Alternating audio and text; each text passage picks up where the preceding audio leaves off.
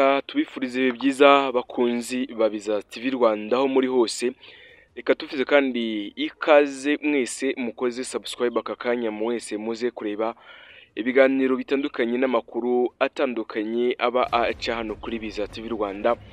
Update zose zazigezweho tugomba kuziguhereza. Abatuye rero mu mujyi wa Goma bari guhungira mu gihugu cy'u Rwanda. Abaturage rero batuye mu mujyi wa Goma babwiye ikinyamakuru Kigali Today ko bafite ubwoba bw'imirwano isatira uyu mujyi nyuma y'uko abarwanyi bari mu 23 bivuze ko binjiye mu mujyi wa Sake uri ku birometero 27 uvuye mu mujyi wa Goma.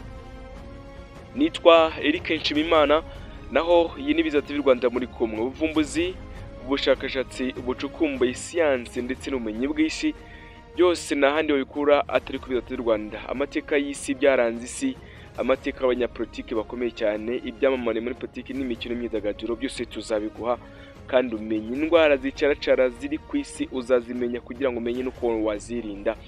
Nibigezweho kandi tuzabikubwira. Intambara zaranze isi ndetse n'iziri kuba muri uyu munsi tuzagenda tubiguha muri aka kanya. Uri mu Rwanda mu turere tugize kuri 30 mu ntara zigize kuri enye, uri kandi mu karere k'Iburasirazuba ubwo Rwanda, Burundi, Repubulika Demokarasi ya Kongo, abari i Kenya, abari i Uganda na muri za Centrafrica, mwese tubishuje ikaze kandi tubaha ikaze mu muryango bigari wa Biza TV Rwanda. Ibiganiro byacu bihoraho kandi mujye mubikunda.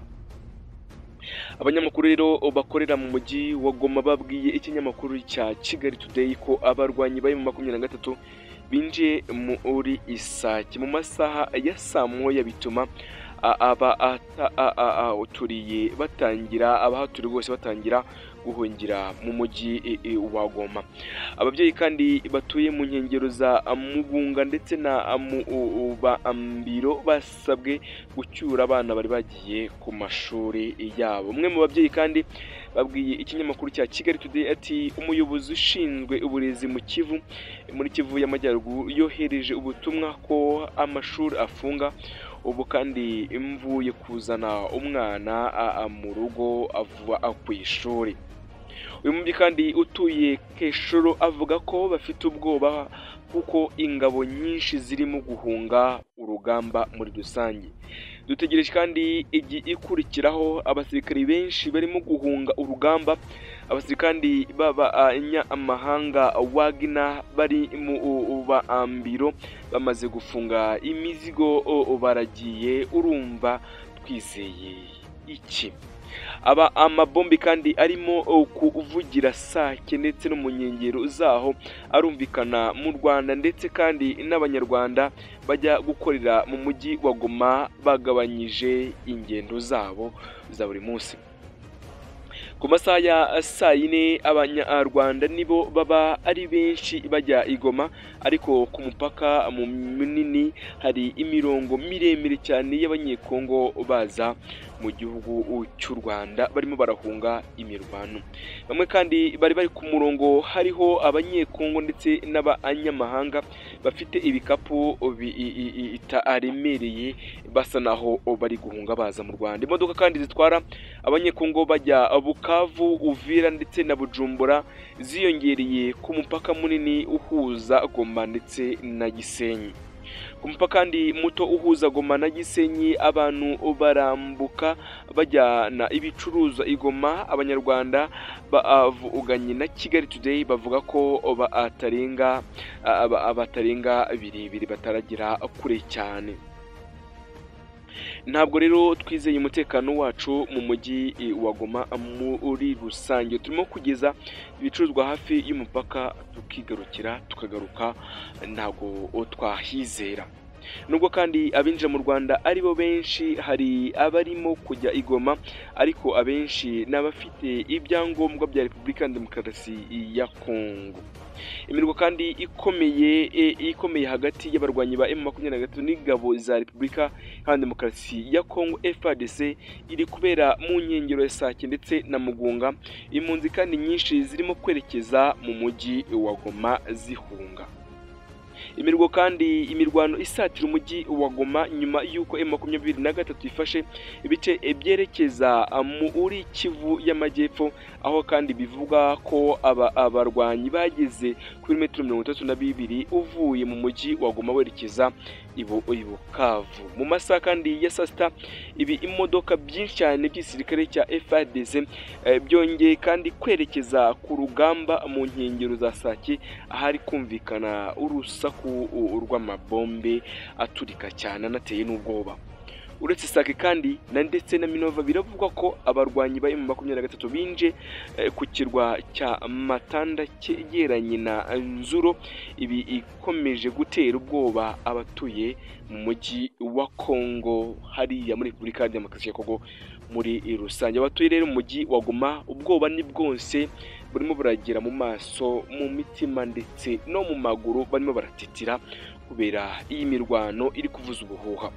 Umuvugizi kandi wa FARDC muri Kivu y'Amajyaruguru Liyetona Koloneli Njike Kayiko yatanze amabwiriza ko nta bwato butoya bwemerewe kugenda mu masaha y'ijoro ndetse no mu rukerera mu kurinda umujyi wa Goma muri rusange. Hagati aho kandi ubwato bunini butwara abantu tariki ya 22 Mutarama bwarimo bukora ingendo mu kiyaga cya Kivu, naho ingendo z'indege mu mujyi wa Goma zagabanutse ku kigero kigera kuri 70%. Urugendo n'uruza rw'indege zahagaze.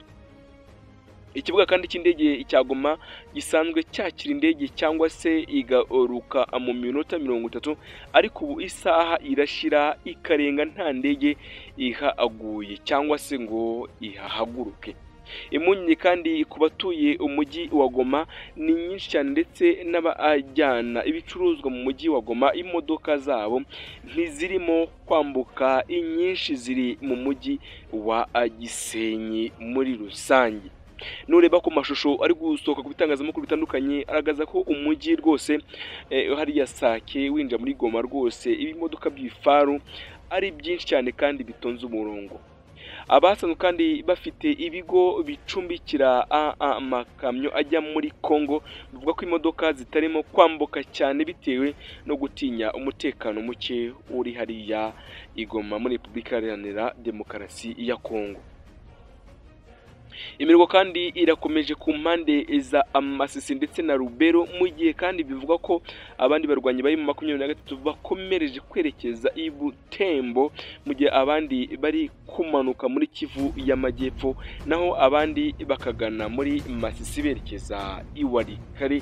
Urumva ko ari gushaka kugota neza batsika binjira mu mujyi wa Goma muri rusange. Intambara ya Kivu y'Amajyaruguru kandi irimo kuberamo imirwano ingana n'ibihumbi 59,483 kilometero kare, ubwo ni ibirometero bingana n'ibihumbi 59,483 rwose. Urumva ko ari hanini cyane, ni hanini cyane rwose. Nago urarebye ibirometero biriho urasanga byikubye rwose u Rwanda inshuro nyinshi cyane. Urumva na hantu hanini cyane. Uduce kandi tumaze gufatwa na M23 byuzuye harimo teritwari ya Rutushuru na Masisi zingana n'ibirometero 52 zingana n'ibirometero 5,580 kilometero kare, ndetse n'ibihumbi 4,494 kilometero kare.